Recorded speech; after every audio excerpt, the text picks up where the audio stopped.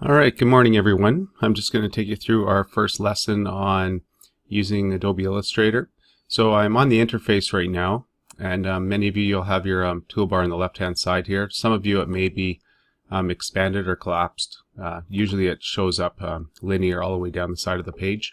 We're going to go ahead and start with a new assignment, and for this one we're going to call it pizza underscore, and then you're going to put your last name. And if you want, you can also put DA and then the class that you're in. So this first example is going to be for my Digital Arts 10 class. When you go through the profiles, there are several different profiles to go through. There are going to be some of our projects that we're going to be making where you're going to be designing them, and you may wish to put them into print. So we're going to set it up as a print document. Letter is your standard format. That's your standard size of paper. So we're going to keep it with letter, and we can go ahead and say OK. All right, so you have your regular sheet of paper here, letter size format, and we can go ahead and get started. The main tools that we're going to work on today are working with the selection tool, the direct selection tool.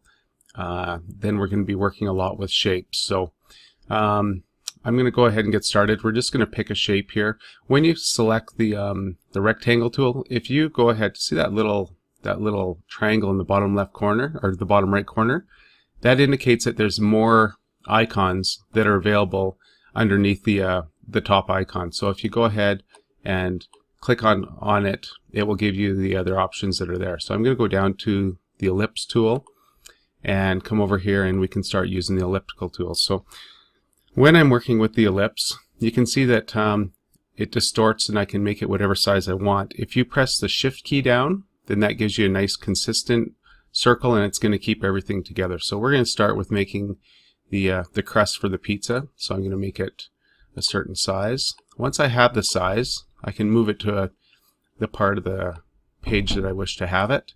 And you can see that there are nodes that show up in the corners. So those are all set up so you can use them to resize your circle. And again, if I don't have the shift key pressed, it's going to distort it.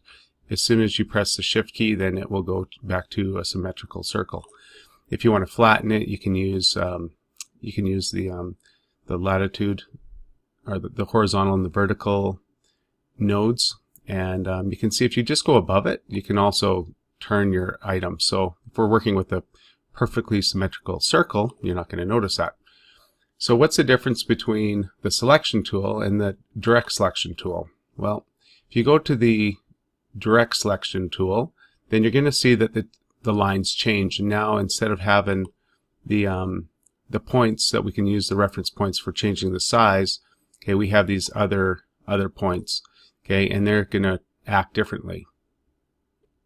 So once we go to the direct selection tool, you'll see that you'll have your nodes, and if you select a certain node, okay, then you can work with that specific node. You can't see it really closely right now, but if we zoom in, you can see that the nodes are actually showing differently. This one is a clear square, and this one here is a solid square.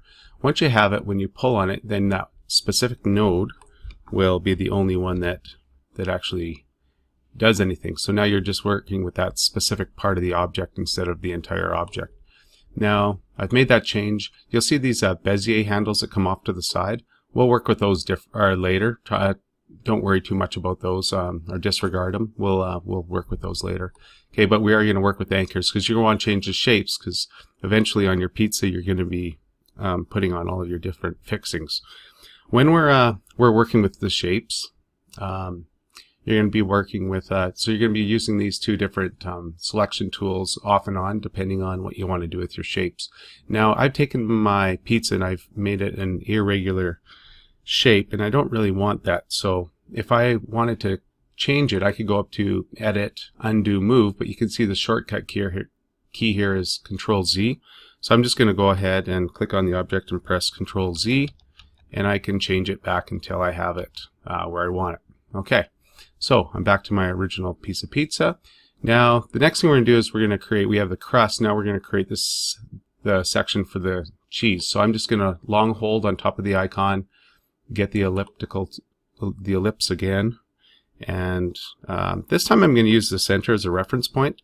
Now if I use the center, okay, and I pull away, if I use the shift key, it'll use that reference and pull away from the reference from the side. Okay, I don't want to do that. I'm going to go Control Z, and then I'm going to click the shift key and the alt key. Now this is kind of cool, because if you go to the middle, then it's going to use that as a reference point, and I can get another circle inside my circle that are the exact same. So now I have my second layer, which is going to be created on top of my first layer. So now I have my crust and my cheese. The other nice thing about Illustrator is as you're working, it automatically makes all the different shapes independent of each other. So I can move the bottom shape and it will move independently from the top shape. So it kind of creates the layers automatically. And say I wanted to take this shape now and I want to put color on it, then I'm going to go down to the bottom here. Here's our color palette. Now if you look at the top part of the color palette, that is your fill. That's going to fill the entire circle. So if I click on that and I want to change that to a nice cheesy color, okay, then, oops, sorry, I'm going to get that color and I'm going to move it. Okay, so I have the inside done. The other color here, the color on the bottom, that is your outline color. So if we were to rotate those, it would just rotate the two colors. If I want to change my outline and make it like a yellow, then I could go ahead and do a yellow. So if we go ahead and zoom in on that, you can see that my outside is a yellow color instead of black. Alright, so we have our two layers, and now we can start working with shapes for the different fixins that are going to go onto our pizza. Before I do that, I would like to show you over on the right hand side, we talk about layers all the time, and over here you can see that we have layers, but they are created automatically in Illustrator. So we have our first layer, and you can see inside we have the crust, which is on the outside. So if I was to go over here and click on the outside crust, let's give it a color. So I'm going to move it down, and it's going to be, well, we're going to make it fairly yellow so you can see it. I'll make it a bit more yellow. Click OK. So there's the outside of our pizza. So you can see the two layers here, and you have one over top of the other. You can change the layers, so you can change which one's on top and which one's on the bottom. If you didn't want to see a layer, you want to hide it so you couldn't see it, you can hide it. And then the other thing that's going to be really important as we go along is that you actually name all your layers. So this is the cheese on our pizza, so I'm going to name it cheese. This is the crust. So when you're going through, I'd like every single layer named properly. So when we start working with more complex shapes and when you have a lot more layers, it will be easy to find and reference the layer that you'd like to work on. Okay, I think I can leave you there and you guys can start to explore. Remember, once you get started, to hold down on the shape tool, and then you can click and get your other shapes, and that should be enough to get you started on your first project. Good luck.